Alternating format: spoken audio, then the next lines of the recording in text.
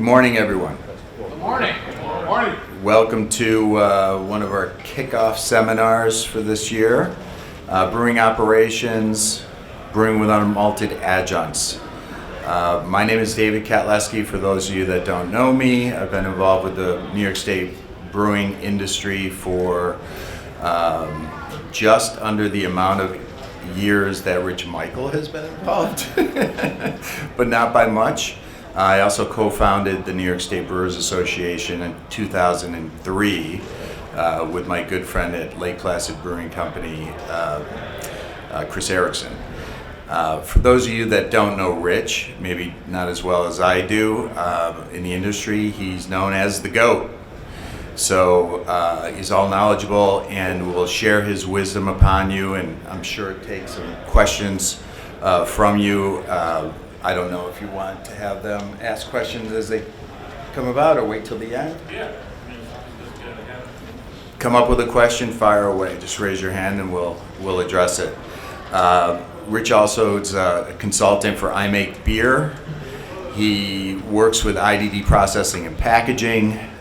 His passion for brewing started when he made a home brew back in 1992. And a local brewery picked him up, and from there, he hasn't stopped. He has worked with some of the greatest award-winning breweries known. He is also very active in the Masters Brewing Association of Americas. He's an educator at two of our SUNY New York State universities, and he and his wife Stacy opened a distillery. And I've had the good fortune of imbibing in his product a couple of weeks ago in Rochester called 2 Act Spirits. So he's now taking his brewing wisdom onto the distillery world. So without further ado, I would like to introduce everybody to Rich Michaels.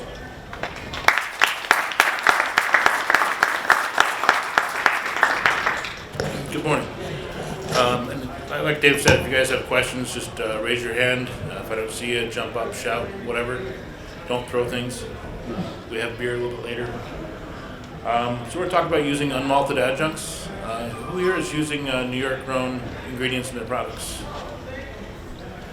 Of that group, are you guys farm brewers or? Cool. It's a pretty interesting time. We have a lot of access to a lot of great products these days to work with. As brewers, we typically make beer from water, malt, hops, and yeast. In some places like Germany, right now it's a food purity law. It's actually mandated by law. Today in the craft beer world, brewers are making beer out of all sorts of things, for better and worse, trying to make their beer stand out in a crowded shelf at the expense of stability and other things.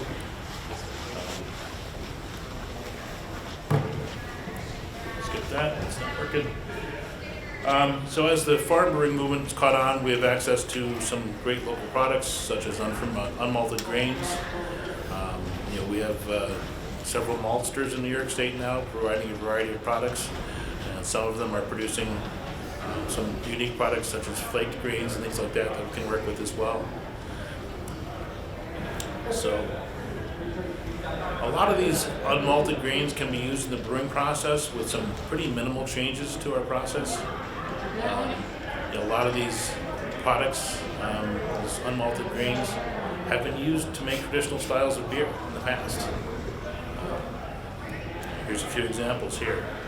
It's very common to use unmalted wheat to make a Belgian wit. American light lager, which a couple of weeks ago in Rochester was light lagers were, I think, the number 2 category for entries. It's pretty common to use corn or rice to make those nice and light and refreshing. Oatmeal stout, that's a thing. Plenty of oats being used in beer. A lot of British brewers use corn as well in brewing. You'll see it referred to as maize or brewer's maize. Cream ale, also, that's another New York thing. You guys have a great cream ale event out in Rochester every year with the Brewers Association. Corn is pretty typical in that. And then a lot of other Belgian styles like lambics use unmalted grains as well, such as wheat. Saison. Saison is kind of a catch-all for a lot of variety these days: wheat, oats, spelt, and rye. And then we have the current hazy IPAs, New England IPAs. People are using oats, wheat, all sorts of stuff there as well. Is anybody currently using unmalted grains in their product at this point? Who's using oats? Who's using wheat? Anybody using corn? Any rice? Not that we grow rice in New York. I guess there's one farm in New York growing rice at this point. So what are the benefits of using unmalted grains? Cost. Malt is expensive. It's a pretty significant cost of energy and water to produce malt. It drives the price up. New York malt is typically over $1 a pound at this point. It's not uncommon to see unmalted grains for a fraction of that price. Lighter color. People are making very light, very drinkable beers. Even using unmalted barley makes for exceptionally light beer. We have a product we'll sample today with some unmalted barley in it. Lighter body RDF, our regular fermentation. That's how dry your beer is, how much of your sugar fermented. A lot of these products produce very fermentable worts. Some of these products also produce less fermentable worts and more body. Oats tend to add some mouthfeel or body to a beer. Flavor contributions, rye and wheat contain ferulic acid, which produces some flavors that we find in beer. 4VG, which is clove, that's a spiciness you'll find in German wheat beers and Rogan beers. And then other flavor contributions. Barley tends to bring some unique bready and sweet flavors potentially to your product. So what are the concerns and watch-outs for using unmalted grains? If you use too much, and some of these adjuncts can add haze to your product. I spent 8 years at a larger brewery trying to reduce haze in beer. Nobody cares anymore. It's for 2024. Everybody wants the haziest beer possible. Nobody gets excited about that at all. Some of these products can also slow down your process. Beta-glucans and high proteins can slow down lautering. And then some of these products require some special handling, some special cooking.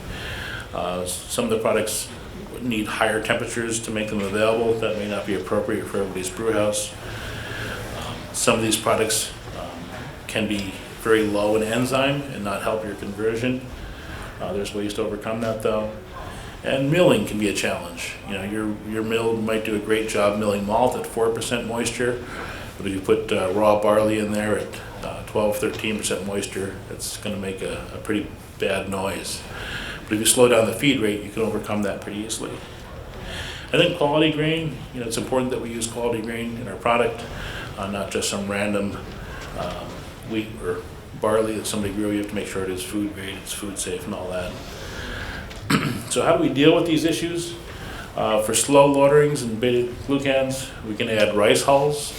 It's not uncommon for people to use rice hulls when using grains without a husk available, such as oats. You can use enzymes to help break down some of these beta-glucans. There's ways to reduce that using enzymes. Or you can just run a little bit slower and plan for a little bit longer day when you're brewing some of these adjuncts. Most people are using lauter tons. There are several breweries using mash filters in New York State. They do a great job handling these products. Anybody here using a mash filter? One person, great. It's a good start. 35% of the beer in the world is made on mash filters. It's not new technology. It's basically a series of shallow vertical lauter tons that do separation very efficiently. So what do we have to do to deal with some of these things? We have to make sure that starches are gelatinized. We'll talk about that in a little bit more detail. But we need to make sure the starch is available for enzymes to work to break down starches to sugars. So enzymes can do their job. There's ways to purchase these grains in forms that are already processed to do that for you. Flaked grains are steamed and rolled. Torrefied grains are steamed. And in those cases, those products have been modified enough that your enzymes in your normal brewing process can break down those starches to sugars. Historically, people have used cereal cookers. What that means is they'll cook some of these unmalted grains separately. Large breweries would use historically 6-row barley, and they'd cook corn separately and gelatinize starches there, and then add that back to the mash. And to do that well, they needed to add some barley for some enzyme for that. But it's pretty typical. These days, a lot of the breweries that are doing that are no longer using 6-row. 6-row and 2-row have been through enough breeding cycles at this point that we have high enzyme levels in 2-row barley, and we don't need special 6-row barley for that. And 2-row barley mill is nicer for a lot of small brewers with basic roller mills. So what does that mean? Starch tends to be in pretty tightly wound little balls inside the grain, and gelatinizing helps those starches unwind. If we unwind those starches, we get big long chains of sugars all bound together, and those are the starches that we're going to let our enzymes in the brewing process break down to sugar, which yeast will eat, produce carbon dioxide and alcohol. That goes through a series of steps, liquefaction, where those starches are broken down into smaller starches, and eventually things like beta amylase will break those down, beta amylase will break those down to simple sugars, which will produce fermentable sugars that you will eventually become alcohol in your product. Along the bottom here is a color diagram of what happens with an addition of iodine to your mash sample. Anybody here doing a starch test? Anybody here not doing starch tests? Go buy yourself a bottle of iodine. You're spending all this money on barley, and if you're not making sure it's converted, you're making wallpaper paste and making hazy beers and things like that. 99% of the time you're right, it's going to take care of itself, it's going to work, but the time it doesn't, it makes for a bad day at the brewery. It's inexpensive, it's very easy to do. If you email me after this, I'll send you an SOP on how to do a starch test, but it's one of the basic things. So of the family of unmalted grains that are available to brewers are these samples here. These are corn, different types of corn, sorghum, millet, barley, wheat, oats, there's rice, potato, tapioca. Yes? Question? So, sorry, so the iodine thing, I was doing it for a while, and then I ran out of it a certain time, and I got another kind of iodine, and was it changing, like the color that you were expecting? Was all iodine created equal, or do you want to use a specific kind of iodine?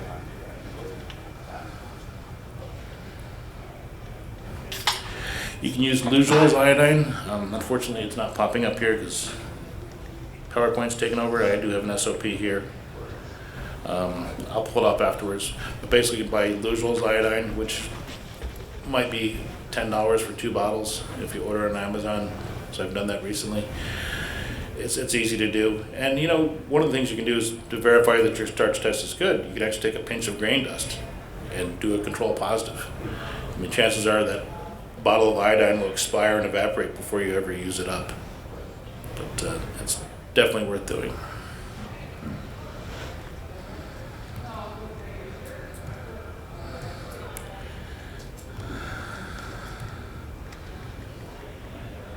So this chart includes different temperature ranges that the starches from these unmalted products unwind and allow us to use those as brewers. And if we break this down to a table here, this table is from a Master Brewer's presentation from 2013. These are typically barley, what people are using in breweries as an adjunct: rice, corn, sorghum, oats, barley, wheat, and rye. If you take a look at this list carefully, you can see that several of these products gelatinize in the ranges that we're working with already. Products like oats, 135 to 162 degrees. Those starches will unwind and become available to us. Now we're making mash with barley malt. We're in those ranges already, so that's something we can work with quite readily. Wheat that unwinds becomes available to us in the range of 130 to 140 degrees or above that. So we can add wheat to our mash and will actually unwind and be available to us already. Barley as well, 136 to 149. So that is accessible to us. Those are easy products that we can add to our process right now and not have to do any unusual processing. A couple of the ones that are a little tougher to work with, rice and corn, require higher temperatures in many cases to unwind those starches and make them available. In those cases, we can use forms that are already gelatinized. Like I said, flaked products or torrefied products are definitely available, and there are people making these products in New York State at this time. But oats, barley, wheat, and rye are pretty easy to work with. For comparison, here's some ranges that things happen in our mash. Beta amylase, typically 140 to 150 degrees. Alpha amylase, a little bit higher than that. And in our world, it's very common to mash somewhere in the middle, so we get both activities where they overlap. It's pretty common to mash in 150, 152, 155 degrees. We'll see both activities in our process. There's also limit dextrinase here. We'll talk about that in a second. That helps break down branches and enzymes, but that happens. That enzyme is active up to 149 degrees. So if you think you need that activity, you can definitely do that and then step up. So what are these unmalted grains? What do they contribute to our product as far as extract? Here's some pretty typical values. Unmalted barley is typically, on a dry basis, 70% extract. So it's a little bit less than malted product. By not going through the malting process, there's less available, but everything's a trade-off here. So 70% at typical moisture is 12%, so we take 70, multiply that by 0.88 to get a value for what the extract is.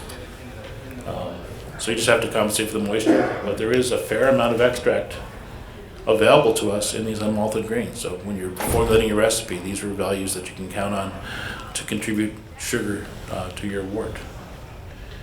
Like I said, the moistures are quite a bit higher on these. They will run a little bit different in your mill. It's not uncommon to have to close the slide gate a little bit and feed them at a little bit slower rate. So what goes on in our mash process? This happens every day in our breweries. Do we really dig into it? So typically we see long starches like this. We'll see some branches and things like that. In our process, alpha amylase can reach into the middle of this chain here and snip it. It's kind of like a pair of scissors. It'll just reach in and snip wherever it can. It cannot cut right around dextrins, these branches. Beta amylase will typically nip off 2 chain sugars, starting the reducing end of the starch. There is some maltase activity that will break maltose down to simpler sugars, glucose and such. That's not very prevalent in our process, which is good because that can make a very, very dry beer. So typically alpha and beta amylase are what we see. That limit dextrinase that we mentioned before, that helps break this branch down. It's capable of splitting this, the branch here and freeing up those sugars. So typically at the end we wind up with a mix of really simple sugars, maltose and some dextrins. The simple sugars and maltose generally ferment to sugar and alcohol. 3 chain sugars such as maltotriose, they generally do not ferment with ale yeast. They will ferment with lager yeast. Lager yeast is capable of breaking sugars that are 3 chains down. So, in the lab, one of the ways to identify ale yeast and lager yeast is to feed them 3 chain sugars and see which one can eat it, and you can identify the yeast that way. So I mentioned one of the other challenges is low diastatic power. There's a lot of these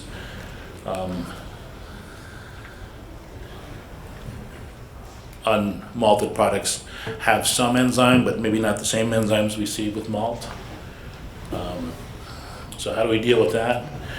Typically you can use unmalted adjuncts at lower rates, up to 20% of your grist, and your base malt is enough to convert and carry that unmalted product with it and do the conversion for you there. If you go too much above that, you start to run into some limitations. But you could supplement that with commercial enzymes. You can buy enzymes in a bottle these days, which will help extend that capability. And I think these days, with the enzyme levels we're seeing with modern 2-row and 6-row, you might even cheat that up to close to 30%.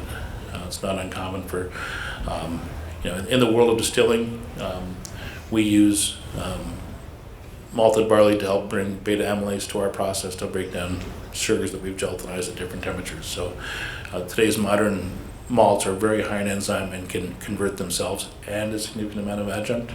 And like I said, historically corn and rice mashes were cooked with some barley. That helps thin the mash out. A couple slides ago we talked about the Alpha amylase, we're using malted barley because it contains alpha amylase at those higher temperatures with those adjuncts, because that will break down the longer sugars and help with liquefaction. Alpha amylase is considered a liquefying enzyme. It breaks starches down and lets things flow. In a large commercial batch, if you just cooked raw unmalted grains with just water, you would wind up with a bunch of wallpaper paste. Not a good day, but if you add some malted barley, there's alpha amylase that we bring to that to liquefy that and free that up. I've seen that done on a large scale. Somebody using a cereal cooker forget to put malted barley in. It makes an awful lot of wallpaper paste pretty quickly. Not a good day in the brewery. But you can buy enzymes, like I said, in a bottle today to supplement quite readily. Very commonly used in distilling. Grain quality, here's some photos of barley. I don't know if the color comes through on the slide here. You can look, there's kind of some purple and pink kernels in there. That's fusarium. That's something you don't want to see in brewing. It produces a toxin, big long name. It's also referred to as vomitoxin. You guys can probably guess what that does. This is one of the few things that pigs will turn their nose up and not eat spent mash from this process.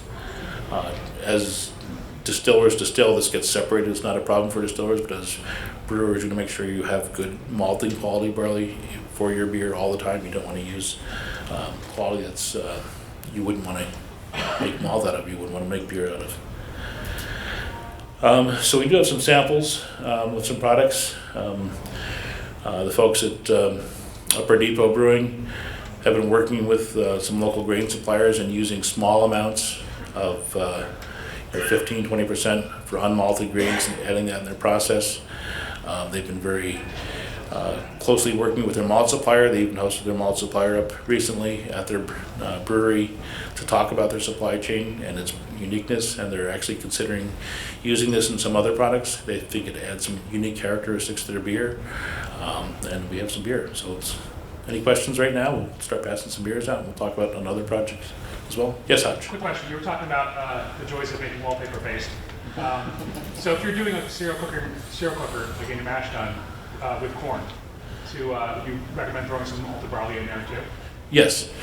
Yeah, if you look at procedures in large breweries that are using significant amounts of adjunct, they're adding either commercially available alpha amylase or they're supplementing with malted barley to bring that alpha amylase to their process, usually about 10%.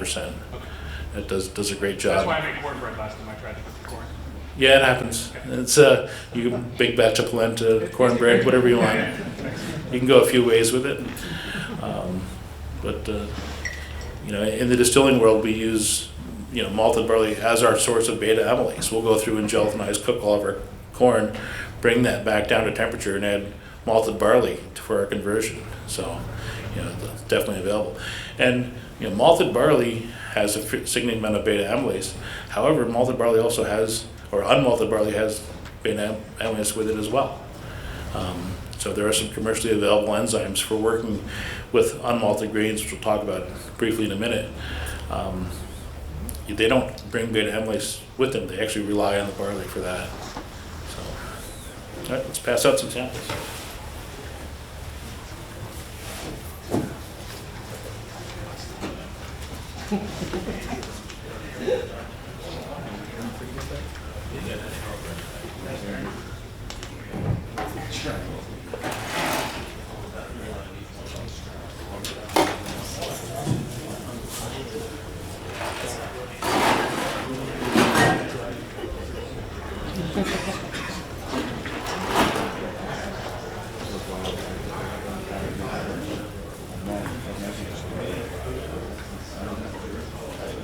Yeah, absolutely.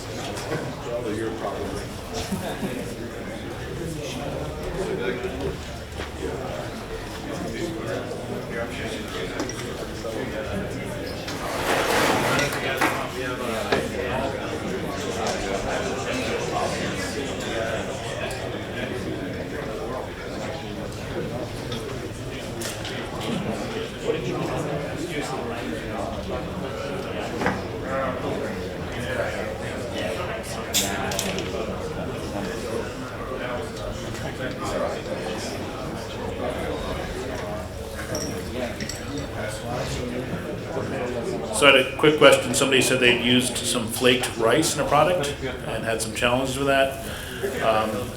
I've seen flaked rice be kind of crumbly and kind of dry, and Brian described it as one of the challenges he ran into, that the rice was very fine and then kind of fell through his screens and caused some problems, and probably could have benefited from some alpha amylase as well. The mash room, he said he had a slow runoff on that, so that would probably be a product that you might want to use some unmalted high enzyme malt with that, and you said you use it at a 50% rate, so you might want to supplement that with some alpha amylase as well. These days, the difference between 6-row and 2-row is minimal. In many cases, 2-row can be higher in enzyme, so it's important that you do your malt analysis. If anybody wants to come up and grab one, there's some IPAs up here there for it. Help yourself.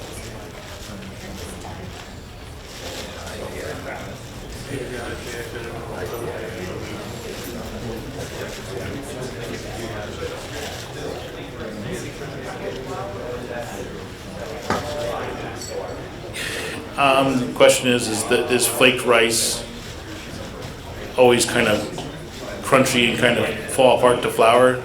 I've seen that often, yes. Not sure if it just doesn't have the structure in the rice to hold it together, but I have seen that. I have seen rice available in other forms as well. You can buy it as a rice syrup or rice syrup solids where somebody's done the conversion for you, so that can be a thing. Torrefied rice would be an alternative that you could use, absolutely, and that may keep together a little bit better.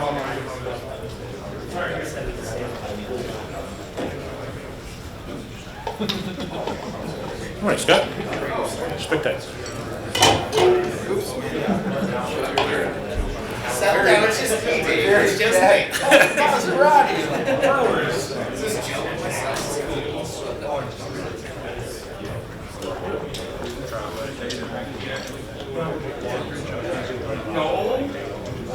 That's what I'm saying.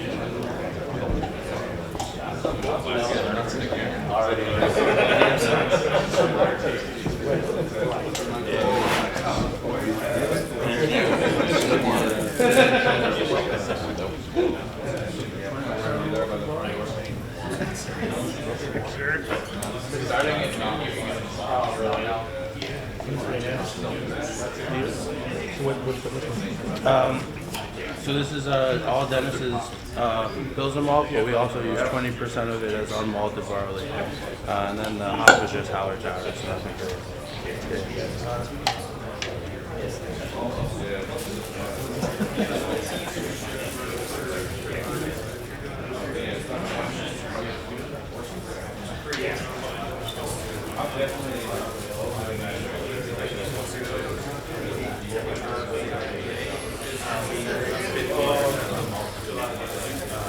So the chart up here, these are temperatures that you need to hit to gelatinize those grains? Yes.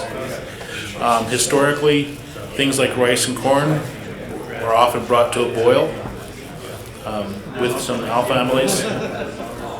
But no, you do not need to boil to gelatinize some of these starches, but some of the tougher ones like rice, it helps.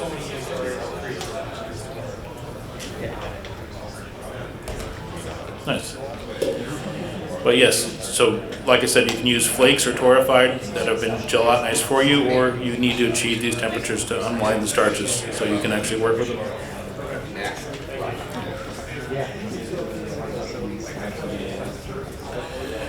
So there's a couple of beers here. There's Ollie's IPA, which is a hazy IPA that's brewed with a pretty good charge of locally grown wheat.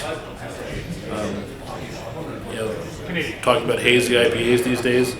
The other beer is an 80-20 Pilsner. So you can probably guess what the recipe might be there. It's 80% malted barley, 20% unmalted barley.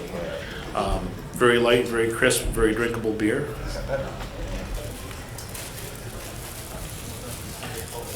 And Aaron had made some comments that customers had pointed out there's a slight sweetness to it that they thought was brought in by using locally grown raw barley. that they purchased through their malt supplier, was able to split off some unmalted for them and bag it. Can you go higher than 20? You can, but you start to, do you have enough enzyme in your base malt to convert? And that's going to come down to getting a malt analysis, looking at the diastatic powder degrees Littner. Assuming you set a jar of enzymes, you go all the way. We'll talk about something with that pretty shortly here.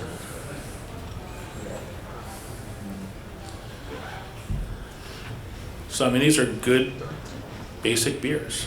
You know, there's nothing terribly unusual flavor-wise. They're good beers. They happen to be using some unmalted adjunct. You know, like I said, the Pilsner brings a unique sweetness that the brewers thought was contributed from using local unmalted barley. These beers are on tap at their brewery in Hudson, New York, but they're not using any additional enzymes. They're just using their base malt to carry enough enzyme to convert these. Yes, John? Oh, any comment on that, Steve? It depends on how much you're using. I found that going with the 20% raw with convergence malt, because their diastatic power is so much higher, converts in about an hour. Anything else is an hour, 15, hour and a half we're finding. I have gone up to 30% raw, but it can impart a very graininess and a honey-like flavor that can be perceived as malt flavor. So about an hour, 45 minutes to an hour and a half. You know, the milling unmalted barley, it tends to be a little tougher going to the mill, doesn't mill quite as fine. Having a little finer grist on that would help speed things up. And then, you know, back to Matt's comment here, question, having a high level of enzyme in your malted barley kind of will guide you. You know, in some of these products, make sure you have enough enzyme. You know, I know Convergence Malt locally, they produce some enzyme that's very, very light in color, very high in enzyme. You know, make sure you get your malt analysis. If you want to start to work with this unmalted grain, you make sure you bring enough enzyme with you, and keeping track of your malt analysis is very important. Did you bring beer, John? Yes, the giveaway beer. Okay. So we'll talk briefly about John's process here. John Midgley's here with Cool Cousin. His goal was to create a very economic or environmentally sustainable beer, and to do that he's developed a process that we've helped expand to commercial production that is 100% unmalted grains. So we supplement using a commercially available enzyme that helps do some of the steps and some of the mash steps that we go through in our process. It requires some protein rest, and then goes up through a limit dextranase rest, and then beta and alpha on the way up. So it's a fairly complicated mash stepping process, but at the end of the day, it is 100% raw barley. He saves 700 milliliters of water and 32 grams of CO2 for every liter of beer made. So that's a pretty big difference. You know, malting is very energy intensive for drying and very water intensive, and obviously there's CO2 contributions to worry about. You know, this is his product, his Cool Cousin Kolsch is it's a really unique way to make a very classic style of beer. He has expanded that to produce an unfiltered IPA as well. There's definitely been some interesting steps to get there. John did a lot of development during COVID on a really nice homebrew system, and came up with several answers and several questions along the way. We've had to go through and change a few things and add some slightly roasted malt or roasted raw barley. There's no malt in this product to contribute the flavor, because raw barley is very, very light in color and makes an exceptionally very light and very thin-bodied beer. So by toasting some of the malt or toasting some of the barley, we were able to add some flavor back in, some color back in. It's definitely been one of the challenges. You know, as brewers, we said we can get malt color to add flavor. John was very adamant to not do that. The whole goal was to make an 100% unmalted product, and you know, it's been successful. There are samples of that around for us to sample today, so keep an eye out for these beers upstairs. It's a really unique process. John's been able to get a lot of press off this on the right side. Been written up in Forbes magazine and all sorts of publications. There's a lot of curiosity about it, and John is self-distributing this out of the back of his car in New York City, around the 5 boroughs. You know, as a startup, you know, it's kind of proof of concept at this point. He wants to take that a little bit further and hopefully expand production. And he may have some opportunities to work on developing some more styles of beer using this process and this technique. So there's, you know, kind of the sky's the limit. You can go 100% unmalted and make some pretty unique beers. You know, these are a lot of grains that have not been traditionally part of our palate to work with. John, I had one yesterday. It's the Kolsch. Excellent. Well done. It tastes like beer. You know, it's Really delicious. You know, beer that tastes like beer. I know it's a strange concept these days, but people have been trying to make beer out of unmalted grain going back to the 1960s, and it's always kind of missing something. And I think at this point, we've actually solved for beer that tastes like beer. It's a good place to be. So the trick with this is experiment and try and figure out what the balance is. You know, these products are available to us. You know, I produce spirits right now. We source our grain from a local grain mill and feed company. It's all food grade. But we are, you know, working locally, which is pretty unique these days. You know, we're pretty fortunate. You know, our product that we produce, our spirits, are generally everything's within about 15 miles of our front door. Everything's grown. Heck, even our barrels are 2 miles away, manufacturing. So, any other questions? Yes. First of all, thank you for doing this. Okay.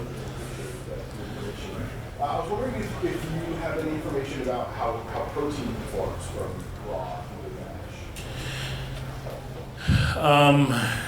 So, you know, the malting process releases soluble proteins. That's your degree of modification. It's measured as soluble protein over total protein.